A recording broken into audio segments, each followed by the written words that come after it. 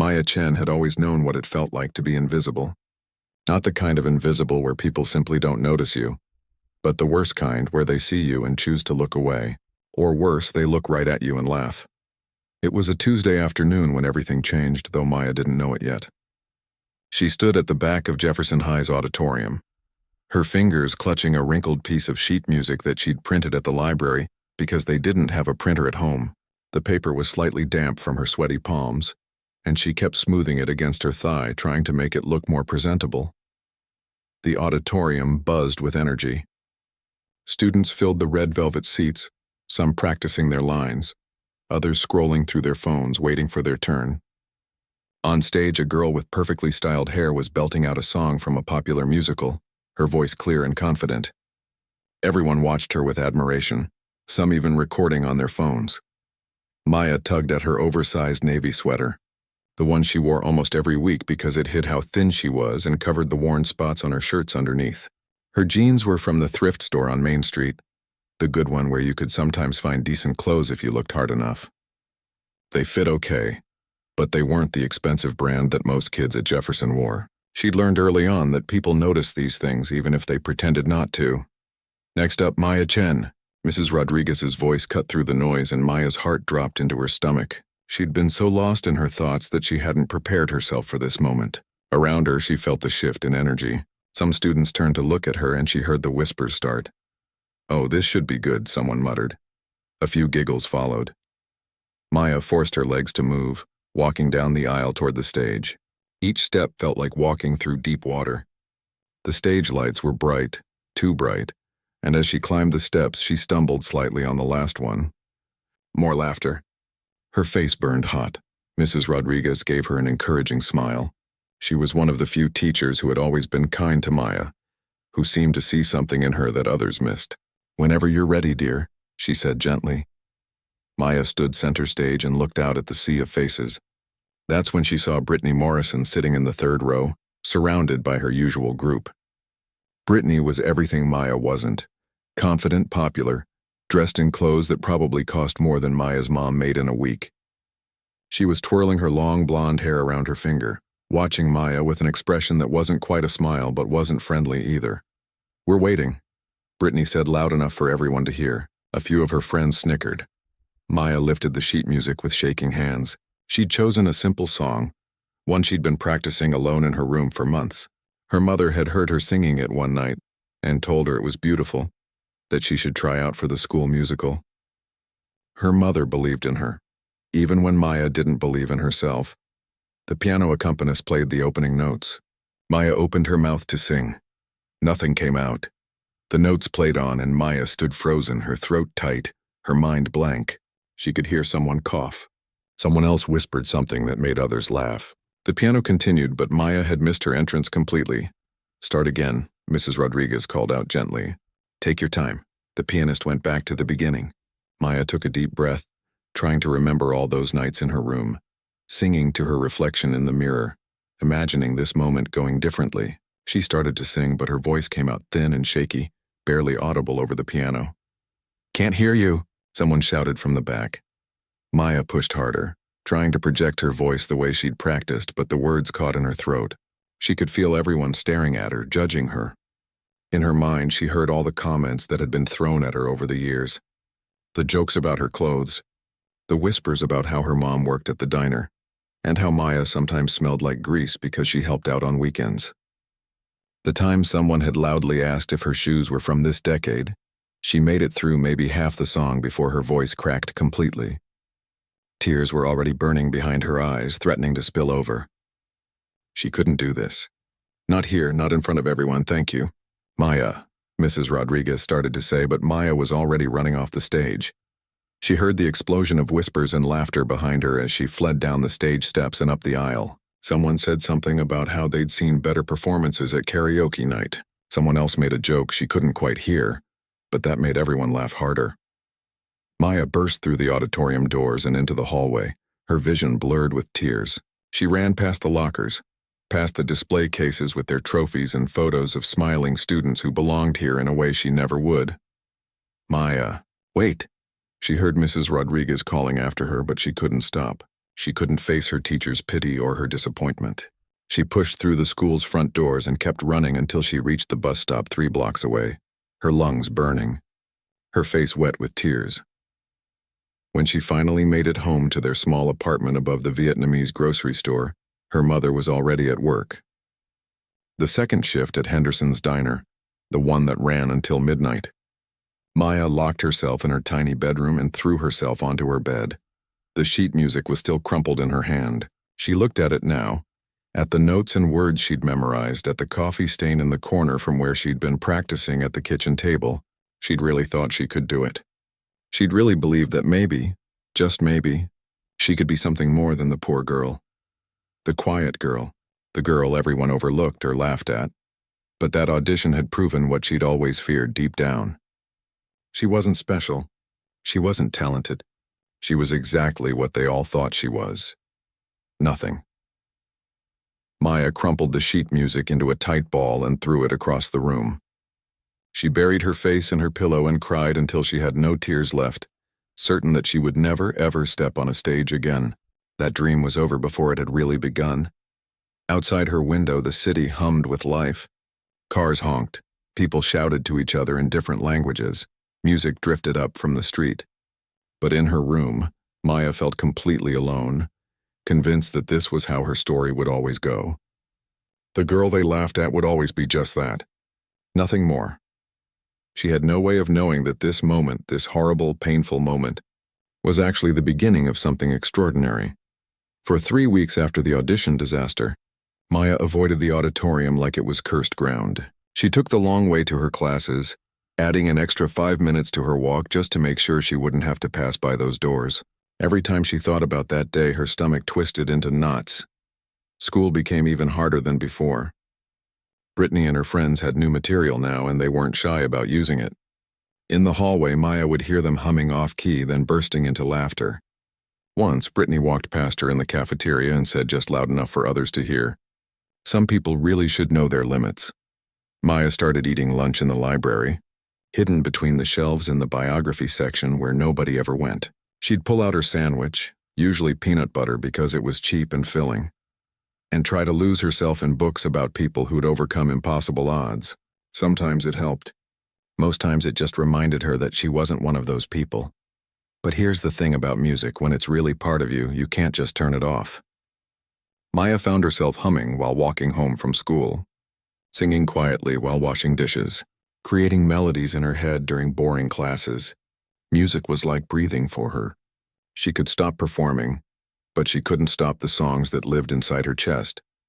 One evening, about a month after the audition, Maya was walking past the school on her way home from the library. It was late, almost 7, and the building looked dark and empty. But as she passed the side entrance near the auditorium, she heard something. Piano music, faint but clear, drifting through a window that someone had left slightly open. Without thinking, she followed the sound. The side door was propped open with a wooden wedge. Maya hesitated, then slipped inside. The hallway was dim, lit only by the emergency exit signs. The piano music was louder now, coming from the auditorium. Maya crept closer, her heart pounding. Through the small window in the door, she could see someone on stage, not a student. Mr. Williams, the school janitor. He was sitting at the piano playing something beautiful and sad. His eyes were closed, his fingers moving across the keys like they were having a conversation with the music. Maya had never really talked to Mr. Williams beyond the occasional hello in the hallway. He was just the quiet older man who mopped the floors and emptied the trash bins. But watching him play, she realized there was so much more to him than that. The song ended and Mr. Williams opened his eyes. That's when he saw Maya standing in the doorway. "Sorry," Maya blurted out. "I didn't mean to spy. I just heard the music and—" "It's okay," Mr. Williams said, his voice kind. He was probably in his 60s with gray hair and warm brown eyes that crinkled at the corners. "You're Maya, right? From Mrs. Rodriguez's drama class?" Maya's face went hot. Of course he knew about the audition. Everyone probably knew. "I'm not in drama class," she said quietly. "I just tried out once. It didn't go well." "I heard," Mr. Williams said. Then he added, "I also heard you singing in the hallway once, a few months back. Before the audition. You were alone, thought nobody was listening. Maya wanted to disappear into the floor. "You have a beautiful voice," he continued. "Raw but beautiful, full of something real." No one had ever said anything like that to her before. Maya didn't know what to say. "You play piano?" she finally asked, changing the subject. Mr. Williams smiled sadly. "Used to play professionally a long time ago. Jazz clubs, wedding bands, that sort of thing. Had dreams of making it big in the music world." He looked down at his hands. "Life had other plans. But I still play when I can. Helps keep the music alive inside me." They talked for a while, there in that empty auditorium. Mr. Williams told her about his younger days, about performing in small venues and the thrill of making people feel something through music. Maya found herself opening up too, telling him about her mom, about how music was the only thing that made her feel like she mattered. "Why don't you come back?" Mr. Williams asked. "Not for auditions or classes. Just come practice.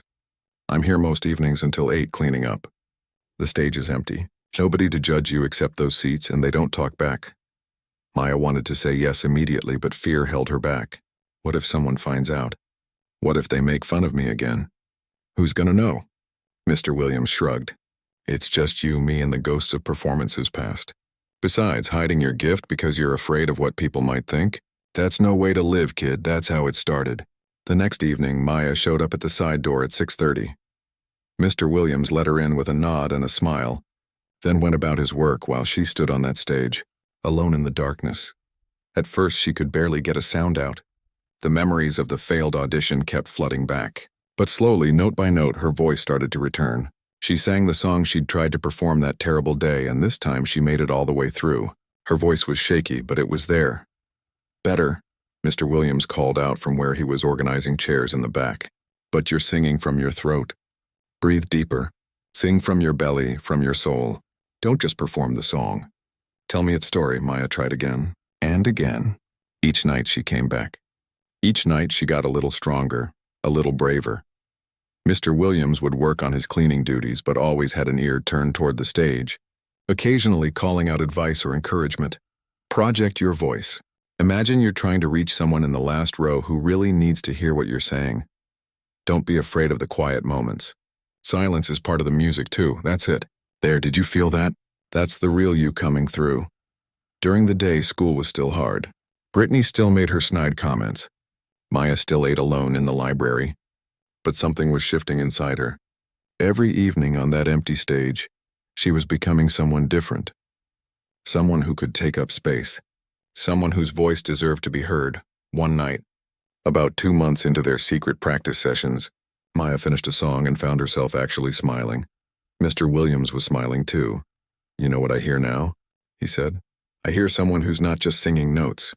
I hear someone who's got something to say. That's the difference between a voice and a story." Maya looked out at all those empty seats. In her imagination, they were filled with people who actually wanted to listen. People who saw her as more than just the poor girl with the second-hand clothes. For the first time since the audition, she let herself feel a tiny spark of hope. Maybe her story wasn't over. Maybe it was just beginning. She didn't know that in just a few months she'd get another chance. She didn't know that Brittany Morrison's perfect world was about to crack. She didn't know that everything was about to change. But standing on that stage, her voice echoing through the empty auditorium, Maya felt something she hadn't felt in a long time. She felt like maybe, just maybe, she was worth something after all. And that feeling, small as it was enough to keep her coming back, night after night, building something inside herself that nobody could take away.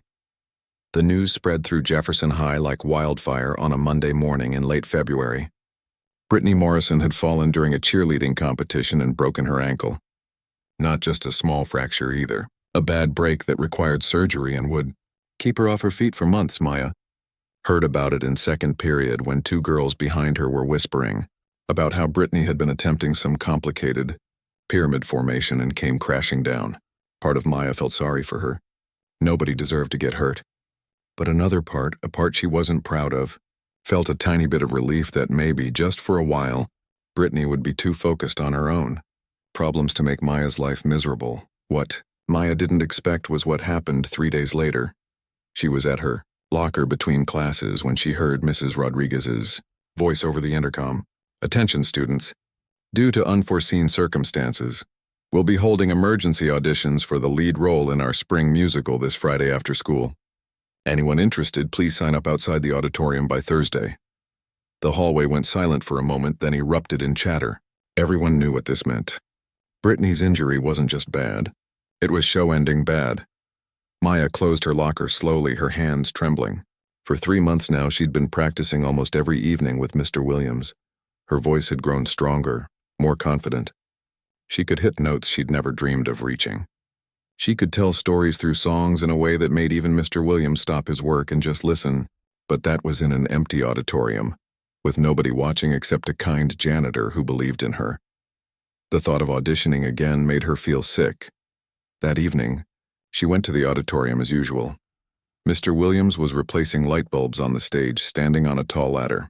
Maya sat in the front row, unusually quiet. "You heard about the auditions," Mr. Williams said. It wasn't a question. "Yeah. And I can't do it." Maya's voice was barely a whisper. "You weren't there last time."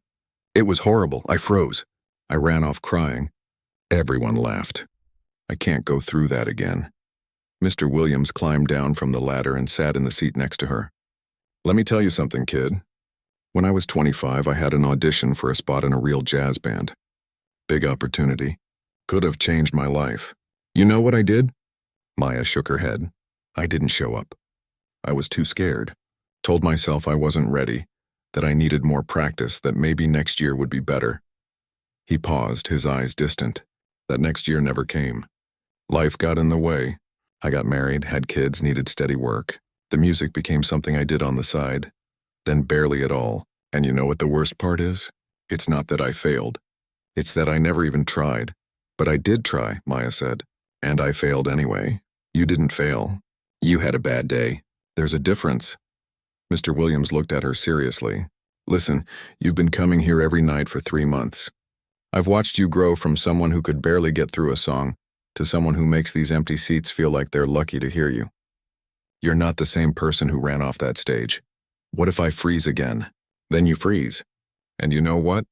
You'll survive it just like you survived it last time. But Maya, what if you don't freeze? What if you walk out there and show them what you've been building all this time? What if you finally let them see the real you?" Maya sat there for a long moment, feeling the weight of the decision pressing down on her chest. Every instinct told her to stay safe, stay hidden, stay small. But there was another voice too, quieter but growing stronger. The voice that had been singing in this auditorium every night. The voice that was tired of being afraid. "I'll think about it," she finally said. Mr. Williams smiled. "That's all I'm asking. Now get up there and practice. Show me that song from the musical they're actually doing." The next 2 days were torture. Maya went back and forth 100 times. She'd decide she was going to audition, then change her mind 5 minutes later. She'd walk toward the sign-up sheet outside the auditorium, then turn around and head the other direction. On Thursday afternoon, the last day to sign up, Maya stood in front of that sheet for 10 full minutes. There were already 12 names on it. Girls who were confident, talented, who belonged in the spotlight. What was she thinking? She didn't belong with them. She was about to walk away when she felt a hand on her shoulder. She turned to find Mrs. Rodriguez standing there. "I was hoping I'd see your name on this list," the teacher said gently. Maya felt her eyes start to burn with tears. "Mrs. Rodriguez, I can't. You saw what happened last time. I'm not good enough." "Maya, can I tell you what I saw last time? I saw a girl with raw talent who got overwhelmed. That happens to performers all the time, even professionals. But you know what else I saw? I saw someone who cared so much about the music that it scared her. That kind of passion? That's rare. That's special." "I've been practicing," Maya admitted quietly. "At night when the school is empty. Mr. Williams has been helping me."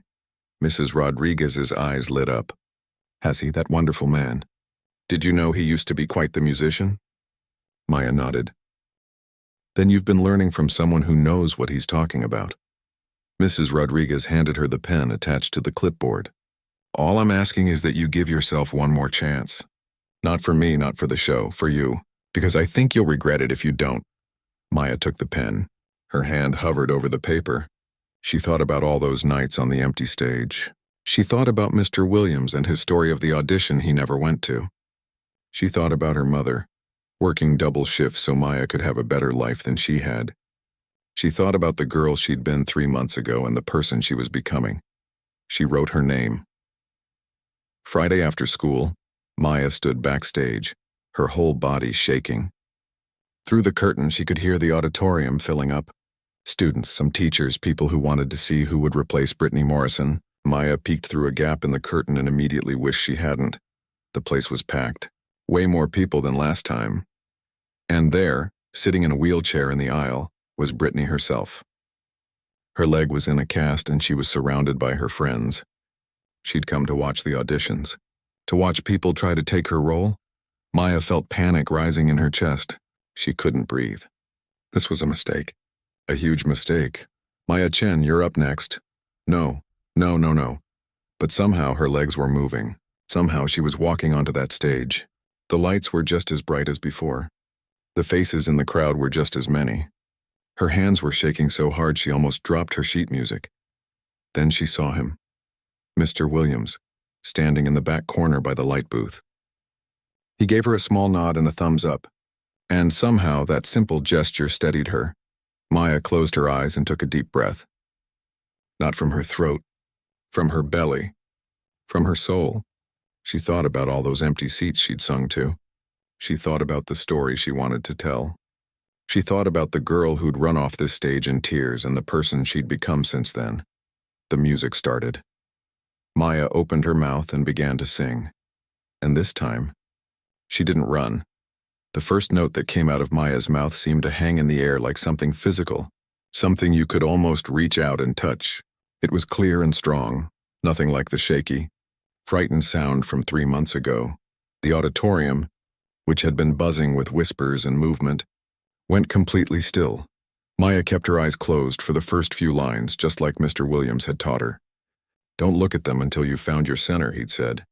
The song has to live in you first before you can share it with anyone else. When she finally opened her eyes, she didn't look at the crowd. She looked at the back wall, at a spot just above everyone's heads, and she sang to that spot like it was the most important audience in the world. Her voice climbed and fell, soft then powerful, carrying every emotion she'd felt over the past months. The loneliness, the pain, the slow, difficult journey of finding herself again. In the third row, one of Brittany's friends leaned over and whispered something, but Brittany held up her hand to silence her. She was staring at the stage, her expression unreadable. Maya hit the bridge of the song, the part that had always given her trouble, but this time the notes flowed out of her like water. Her voice soared higher than it ever had in practice, filled with something that even she didn't fully understand. It was like all those nights of secret practice, all those tears, all those moments of doubt had transformed into something pure and real. Mrs. Rodriguez, sitting in the front row, had tears streaming down her face. As Maya sang the final note, letting it ring out across the auditorium, there was a moment of absolute silence, that terrible, stretched-out second where you don't know if you've done something amazing or awful. Maya's heart pounded so hard she thought everyone could hear it. Then someone started clapping. Then another person. Then the entire auditorium erupted into applause. People were standing up, actually standing up for her. Maya Chen, the girl they'd laughed at, the girl who ate lunch alone in the library, the girl who wore thrift store clothes and kept her head down in the hallways. Maya stood there, stunned, not quite believing what was happening. She looked at Mr. Williams in the back, and he was grinning so wide his whole face seemed to glow. He was clapping harder than anyone. "Thank you, Maya," Mrs. Rodriguez said, her voice thick with emotion. That was extraordinary. Maya walked off the stage in a daze. Other students waiting to audition looked at her with expressions ranging from admiration to jealousy to shock. A few even told her good job as she passed, though they looked confused about why they were being nice to her. The rest of the auditions felt like they happened in slow motion. Maya sat in the back row, her heart still racing, replaying every moment in her mind. Had that really just happened? Had she really just done that? When all the auditions were finished, Mrs. Rodriguez stood up. "Thank you all for trying out. This was a difficult decision, but I've made my choice." She paused, looking directly at Maya. "The role goes to Maya Chen." More applause, though this time it was more scattered. Maya heard someone behind her mutter, "Of course," in a tone that wasn't exactly friendly, but she didn't care. She'd actually done it. She'd actually gotten the lead role. That's when the real work began. The next Monday, Rehearsals started, and Maya quickly realized that getting the role was just the beginning. Being the lead meant showing up early, staying late, learning pages and pages of dialogue and songs, and working harder than she'd ever worked in her life. It also meant dealing with people who weren't exactly thrilled about her sudden rise to the spotlight. Some of the other cast members were supportive. A girl named Lisa, who'd gotten a supporting role, went out of her way to help Maya with some of the choreography. A boy named Tommy, who was playing the male lead, was patient when they had to practice their scenes together, even though Maya was clearly nervous about the romantic parts of the show. But others made their feelings clear through cold looks and whispered comments. Brittany's best friend, Ashley, had gotten a minor role and seemed to take every opportunity to point out Maya's mistakes. "That's not how Brittany would have done it," she'd say. "Or you're supposed to be standing more to the left." And then there was Brittany herself. She showed up to every single rehearsal in her wheelchair, watching from the side of the auditorium. At first, Maya found it incredibly uncomfortable. How was she supposed to rehearse for a role that had been stolen from someone by an accident? Every time she made a mistake, she could feel Brittany's eyes on her. One afternoon, about 2 weeks into rehearsals, Maya was struggling with a particularly emotional scene. She kept messing up her lines, getting frustrated with herself. Mrs. Rodriguez called for a break, and Maya went to sit in one of the side aisles, feeling like a failure. That's when she heard the wheels of Brittany's wheelchair approaching. Maya looked up, expecting a cutting remark or a smug look. Instead, Brittany's expression was complicated, hard to read. "You keep pausing before the word stay," Brittany said, "in that line where you're begging him not to leave. You're thinking too much about it.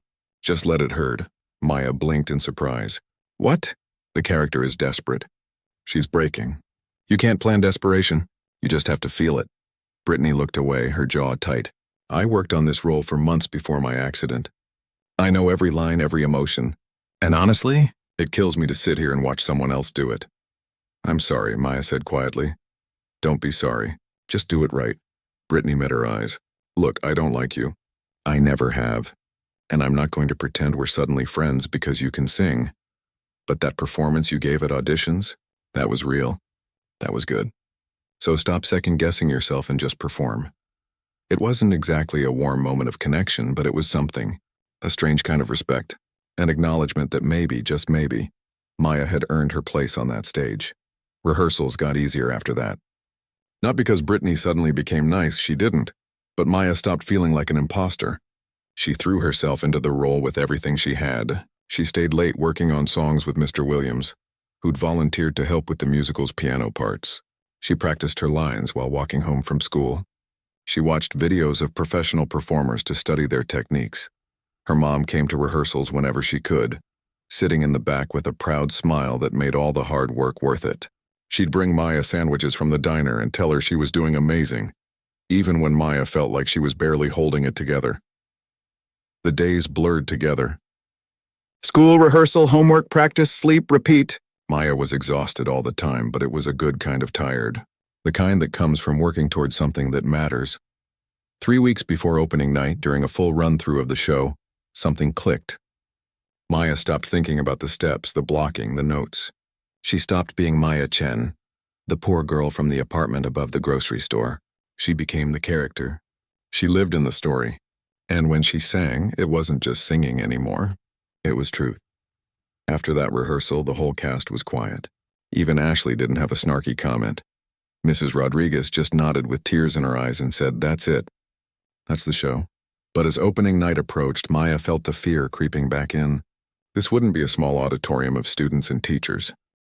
This would be parents, families, people from the community. The local newspaper was even sending a reviewer. What if she froze again? What if all this work was for nothing? The night before opening night, Maya couldn't sleep. She lay in her bed staring at the ceiling, her mind racing with everything that could go wrong. Around midnight, her phone buzzed. A text from Mr. Williams. "Remember, you're not singing for them.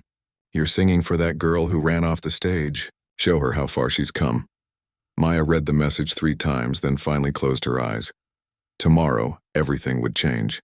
She just didn't know how much. Opening night arrived with a spring thunderstorm that rattled the windows of Jefferson High.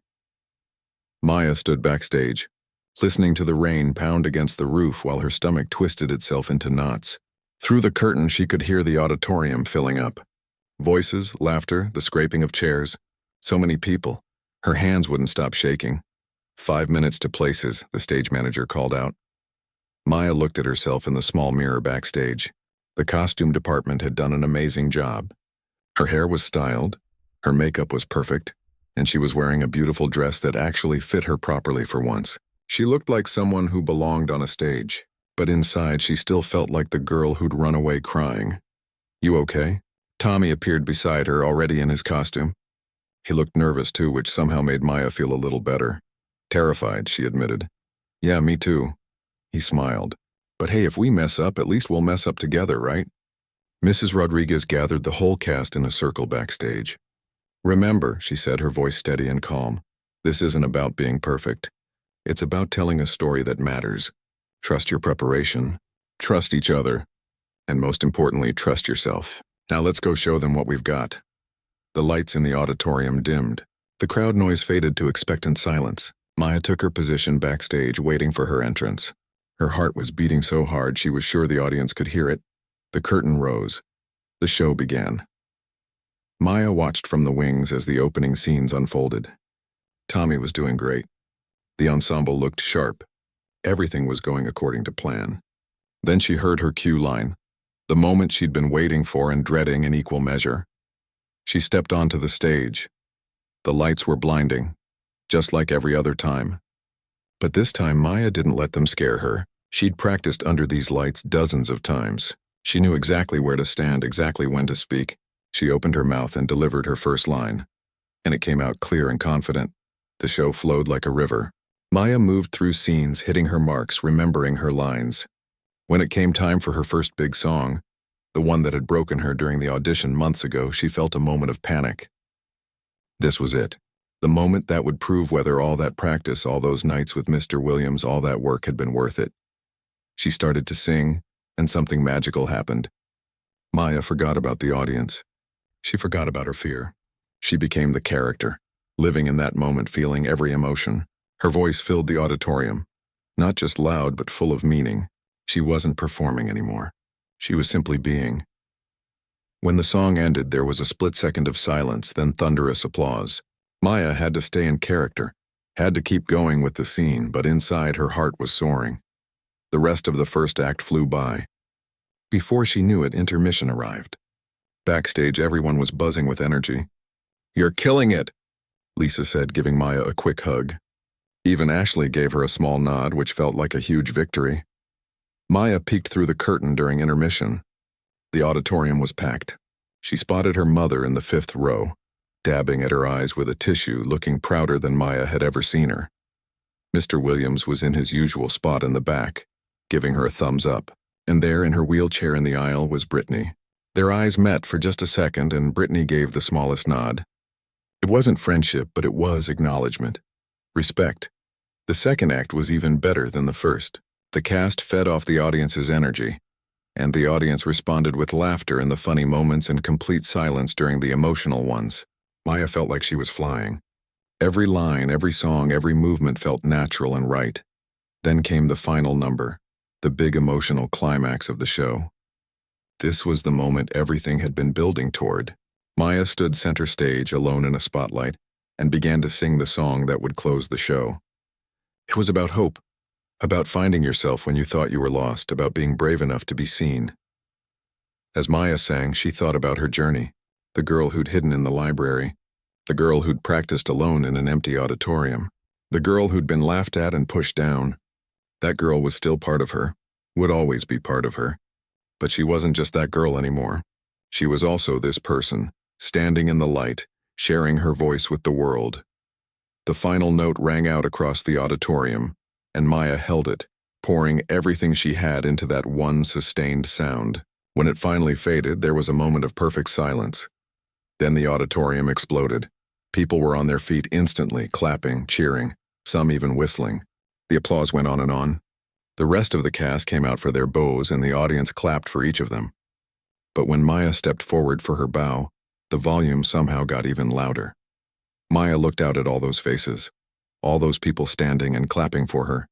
and she felt tears running down her cheeks. Happy tears this time. Through the bright lights she could see her mother crying and clapping, her hands raised high. She saw Mr. Williams wiping his eyes. She even saw some of the kids who used to ignore her in the hallways, now on their feet, applauding. The local newspaper reviewer was in the front row, scribbling notes with a smile on his face. As the curtain fell and rose again for another round of applause, Maya felt something shift inside her. All those people who had defined her, who had put her in a box labeled poor girl or quiet girl or girl to ignore, none of them could do that anymore. She'd shown them something different. She'd shown them who she really was. After the show, backstage was chaos. Parents with flowers, cast members hugging, everyone talking at once. Maya's mother pushed through the crowd and wrapped her in the tightest hug.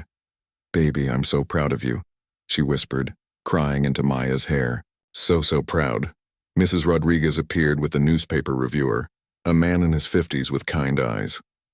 "Maya, this is Mr. Peterson from the Gazette. He'd like to talk to you." "That was a remarkable performance," Mr. Peterson said, shaking her hand. "I've been reviewing high school productions for 15 years, and I can honestly say, I've rarely seen talent like yours. Have you thought about pursuing performing arts professionally?" Maya was speechless. Professionally? She'd been so focused on just getting through this show that she hadn't thought beyond it. "There's a performing arts conservatory upstate," Mr. Peterson continued. "They offer full scholarships to promising students. I know someone on the admissions board. Would you be interested in me passing along your information?" Yes, Maya managed to say. "Yes, I would." Later that night, after everyone had left and the auditorium was being cleaned up, Maya found Mr. Williams wiping down the stage. "You came back," he said simply. "I came back," Maya agreed. "Proud of you, kid.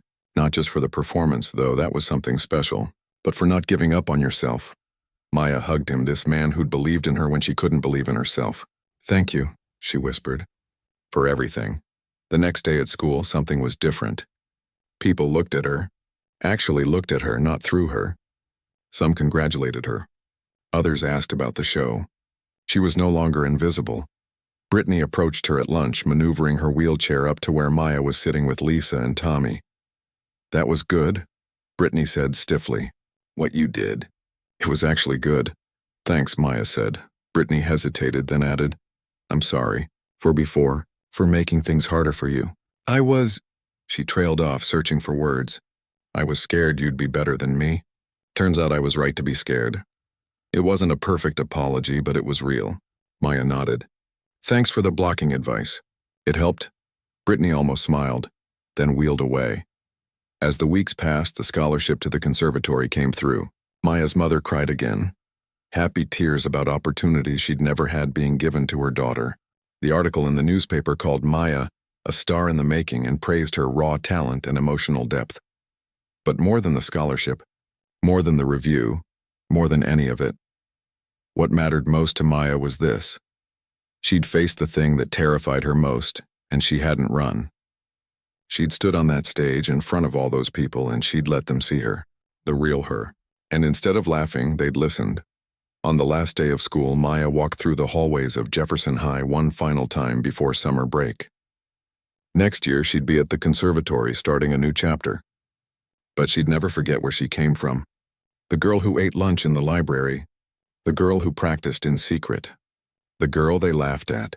That girl had become someone they couldn't forget, and she'd done it by refusing to let their laughter define her, by finding her voice in the darkness, and by being brave enough to sing anyway.